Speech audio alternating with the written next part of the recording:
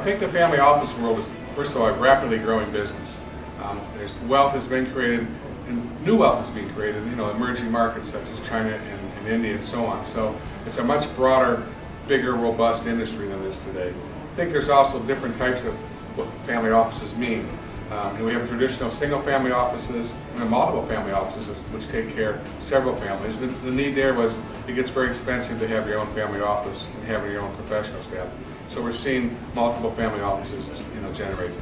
The third new approach is what I would call a virtual family office, where the features of a family office are put together but not with full-time staff, but a family can have engaged their own counsel for legal and estate and tax planning, maybe their own investment counsel, their own insurance, and they all talk to each other. So it's a very coordinated approach. And they may have some administrative support to handle some of the softer skills like concierge services and so on.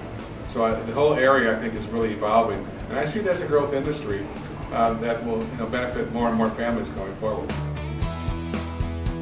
What I'm speaking about today is the problem that many family offices have in terms of trapped family business investments. And that would also include private equity investments, where a large portion of the family's overall wealth portfolio is trapped within a family business. That has significant implications in terms of lowering returns on investment, less liquidity for the family, and increased risk, particular exposure to tail risk and several other unknown risks that you're not really being paid for. What we find when we go out and talk to clients and families is I'll ask them, what does your family wealth portfolio look like? And we'll see a wonderful little pie chart that we can draw with there's assets in equities, assets in fixed income, alternatives, PE, and so on. It looks like a very nice balanced portfolio. And of course, our next question will be, what about this family business? And the response is typically, oh, that's not part of our investments. That's our operating entity. That's kind of a different situation. That's part of what we're all about, our legacy and so on. So these are our investments over here. Well, what is the family business worth? And you find out when you put that into the pie chart, it's a disproportionate, perhaps 70% of the family's wealth is tied up within the family business. No one would ever design an investment portfolio that way, yet so many families have their wealth concentrated in an illiquid, unrealized asset that's taking on huge risk, and they're just not aware of it. We designed a process called the Family Wealth Roadmap, which is basically a very structured process to determine how to transfer part of the family business net worth outside of the family business into special purpose entities that can be focused at various shareholder needs. Part of the art of the transaction is really to understand what the individual stakeholders need in the family and also what the family business needs in terms of its capital requirements, and then designing some strategies to be able to transfer part of that net worth from the family business to special purpose entities that have specific targeted focuses based upon the needs of the family and the business. Part of that is through putting debt on the books. The other part is through rationalizing your asset mix. Do you have the right amount of working capital? Are there unused fixed assets?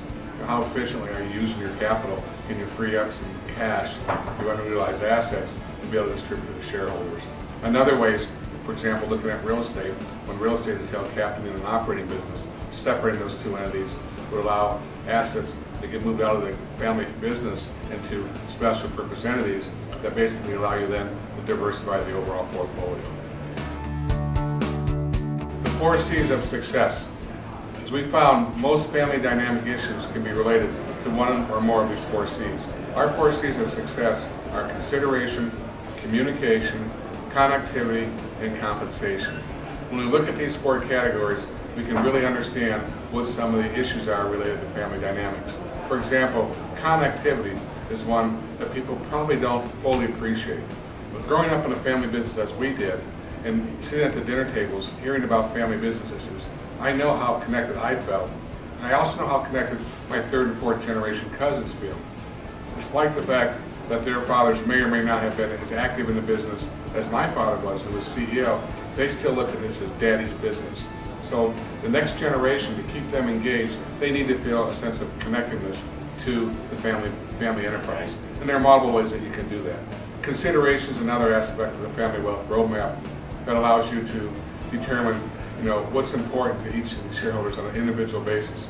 reaching out and understanding their needs, both individual and as a group of shareholders, is a key ingredient to developing these special purpose entities that then can meet both the family and the family enterprise objectives. Then a third C is communication.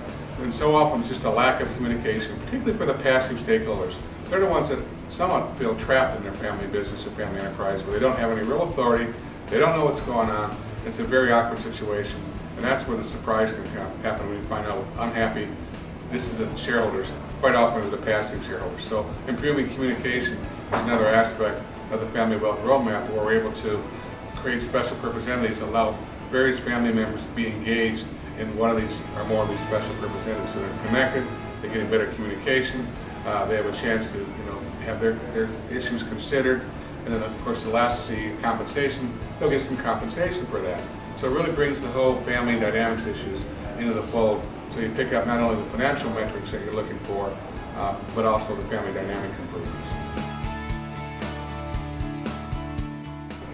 London's a long ways away from Santa Barbara, California, and I've been speaking on this topic within the United States fairly regularly and publishing, but no one is addressing this issue, and it's a very significant issue to family offices. And so I felt a need or desire to want to come to London so I could reach the global family office community.